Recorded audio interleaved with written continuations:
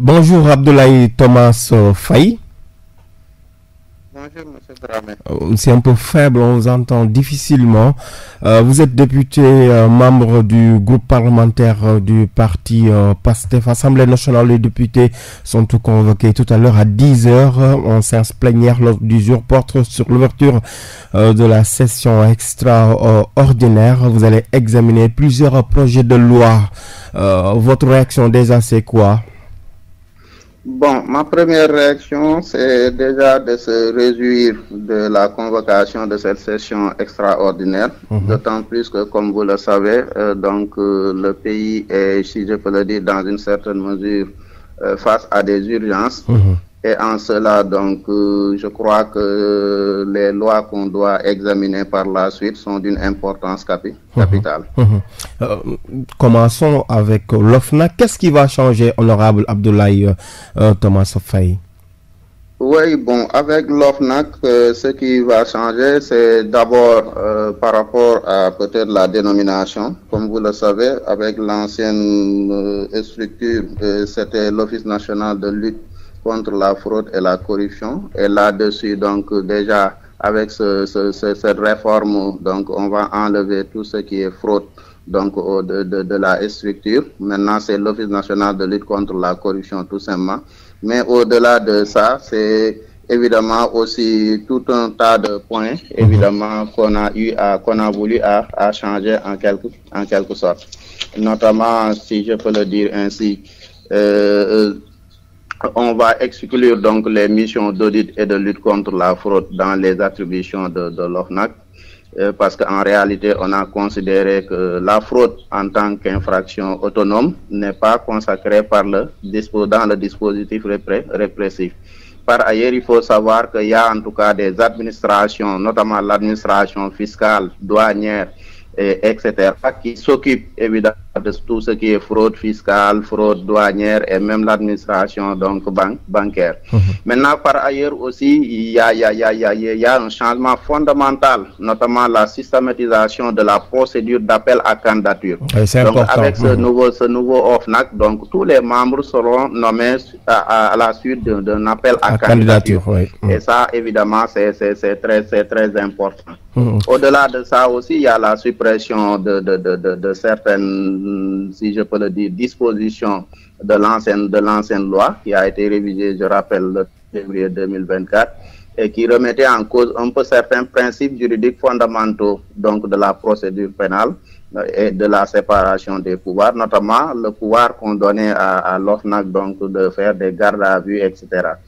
Mais surtout, ce qui est important, c'est aussi la libre publication des rapports et des cours de contrôle. Vous savez, comme vous le savez, dans l'histoire, on se souvient de ce problème qu'il y a eu en réalité avec l'ancienne, en tout cas, présidente de l'OFNAC, sur la publication des rapports, etc. Et même à la limite, au-delà de ça, même il y avait ce débat-là sur quand est-ce qu'elle avait pris service, etc., lorsqu'elle a été relevée comme ça. Donc tout ça est réglé par la nouvelle loi portant sur l'OFNAC. Abdoulaye, mais Serigne Bassirou Gueye n'est pas visé? Non, pas du tout. Vous savez, lorsqu'un régime fait des réformes, il faut comprendre qu'on est dans un cadre beaucoup plus général. Ce n'est pas des visées personnelles. Quand même, on est dans un État. Et ce que les gens font, c'est du sérieux. Il y a des principes, des valeurs derrière que le régime cherche à atteindre en quelque sorte. Donc, il y a on essaie de viser personne. Il y a lieu de réformer et je pense que tout le monde savait que avec cette OFNAC-là qu'on avait, il y avait cet impératif de la réformer et c'est ce que tout simplement les autorités cherchent à faire. Oui, la loi sur les lanceurs d'alerte, une première en Afrique subsaharienne, une belle option, oui, pour les dénonciateurs. Oui, bon, on peut dire une belle option pour les dénonciateurs, mais je dirais beaucoup plus peut-être une belle option pour le pays en quelque sorte, parce que avec aussi cette loi sur les lanceurs d'alerte, ça va en tout cas permettre beaucoup plus à notre pays de limiter peut-être les scandales financiers, sanitaires, etc. Souvent qu'on a eu à voir sur la place publique ou bien on a eu à entendre. Maintenant, vous savez qu'il y a des organes qui luttent notamment contre la corruption, l'enrichissement illicite, etc. Maintenant, souvent, ces organes peuvent être confrontés à d'énormes problèmes. Et sur ce, je pense qu'avec cette loi sur les lanceurs d'alerte, ça peut faciliter en tout cas le travail de ces organes. Il arrive pas mal de fois quelqu'un qui est dans une structure, dans un organe, se rend compte qu'il y a des pratiques, en tout cas peu orthodoxes, des pratiques donc, qui ne vont pas avec les règles qui sont faites, mais souvent quand on dénonce, donc on subit des réprimandes, des menaces, etc. Maintenant, avec cette loi sur les lanceurs d'alerte, ça va en tout cas aussi protéger donc ces gens-là, à telle enseigne qu'on pourra dénoncer en tout cas ces mauvaises pratiques-là, donc en toute quiétude, sans pour autant pouvoir suivre en tout cas de répression de la part de certains. Oui, et la loi sur l'accès à l'information maintenant, Abdoulaye Faye. Oui, une loi aussi très capitale, hein, parce que en fait, vous savez, dans notre pays, ça a toujours été un problème. Hein, l'accès à l'information, alors qu'en réalité, tout citoyen doit pouvoir avoir accès à l'information. Et d'ailleurs, dans ce sens, qu'il faut savoir que le citoyen lui-même doit jouer un rôle de vigie dans la quête de la transparence de la gestion, donc de la gestion publique, des affaires publiques. Et avec cette loi, on va en tout cas donner la possibilité aux citoyens donc de jouer ce rôle de vigie, de contrôle même, et si je peux le dire, d'aider à la transparence donc dans la gestion de ces affaires.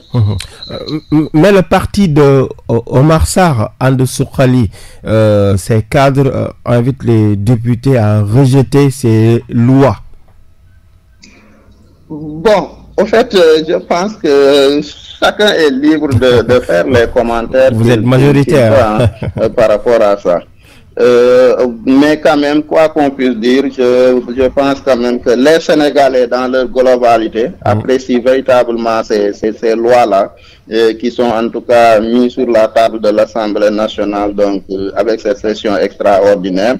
Et j'imagine qu'ils souhaitent vivement que les députés puissent voter ces lois. Parce que c'est des lois qui, en globalité, si vous regardez, vont permettre de renforcer, comme je l'ai dit tantôt, la transparence dans la gestion des finances publiques, le contrôle citoyen. Donc, en fait, vont permettre de prévenir contre certaines, en tout cas, si je peux le dire, notamment peut-être la corruption, l'enrichissement illicite, etc. Et tous ces fléaux-là qui plombent en réalité nos pays.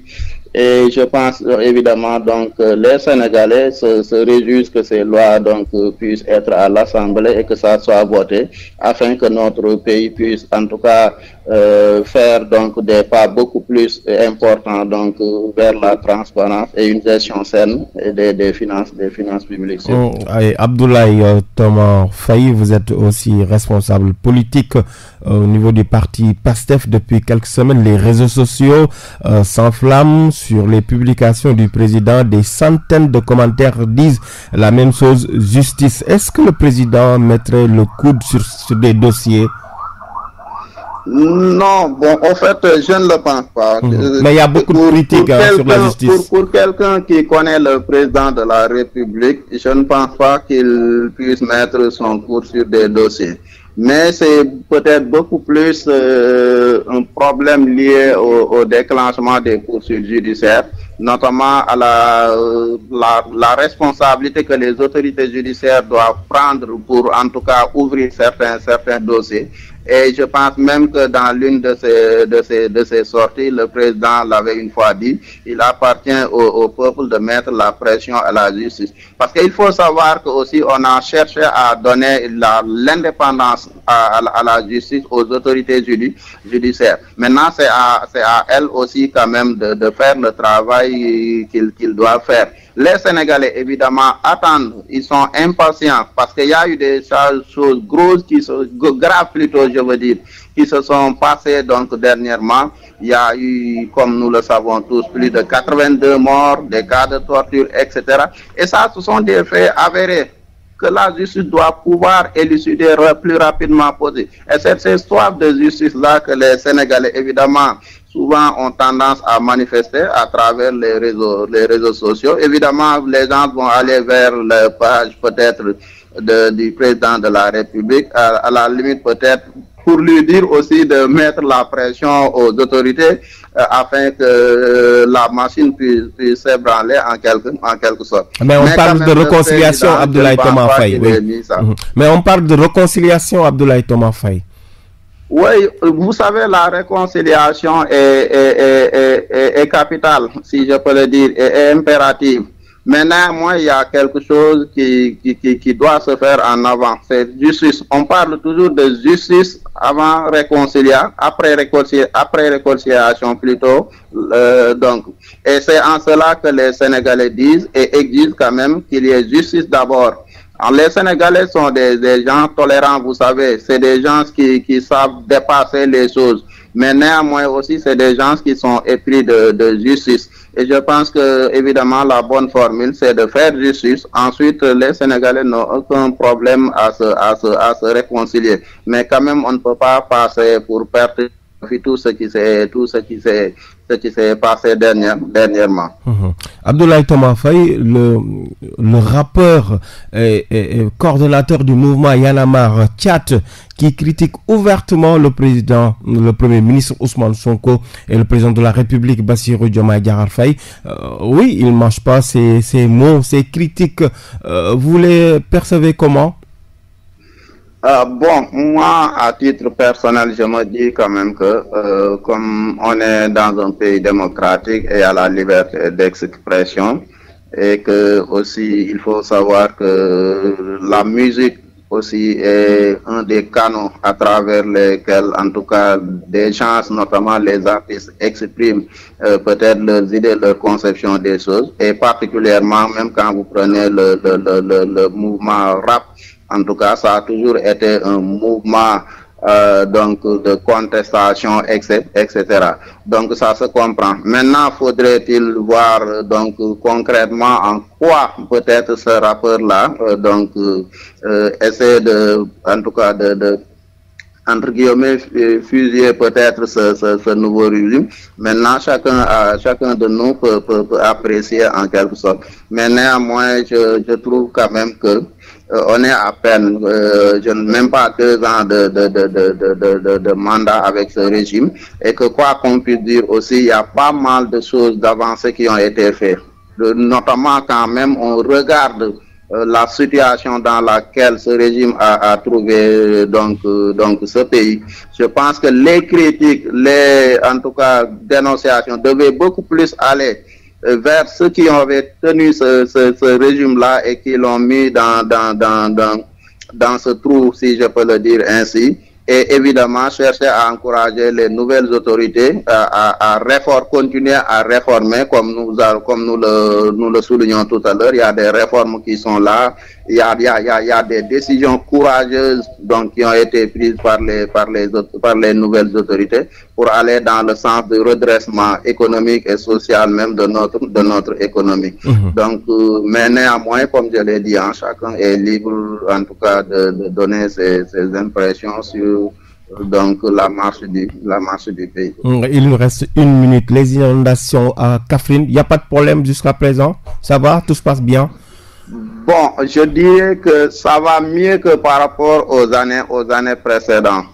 J'avoue que on ne peut pas dire qu'il y a fondamentalement inondation, parce que ce qui se passe, c'est que le dispositif qui est mis en place, donc je peux dire à la limite, marche en quelque sorte, à telle enseigne qu'après donc les pluies, généralement, même s'il y a donc de l'eau qui est stagne, avec le pompage, le système de pompage qui marche, donc l'eau est rapidement évacuée. Néanmoins, je dois quand même souligner que peut-être il y a des travaux à terminer, notamment de l'ONAS ainsi que les travaux du Promoville qui font que, évidemment, le système, en tout cas, n'est pas aussi très efficace en quelque sorte. Peut-être souligner juste en dernier lieu, on m'avait signalé au niveau de Kakiot, il y a eu quand même, avec les dernières pluies là, donc des populations qui ont vu peut-être leurs maisons qui ont dû s'effondrer, etc.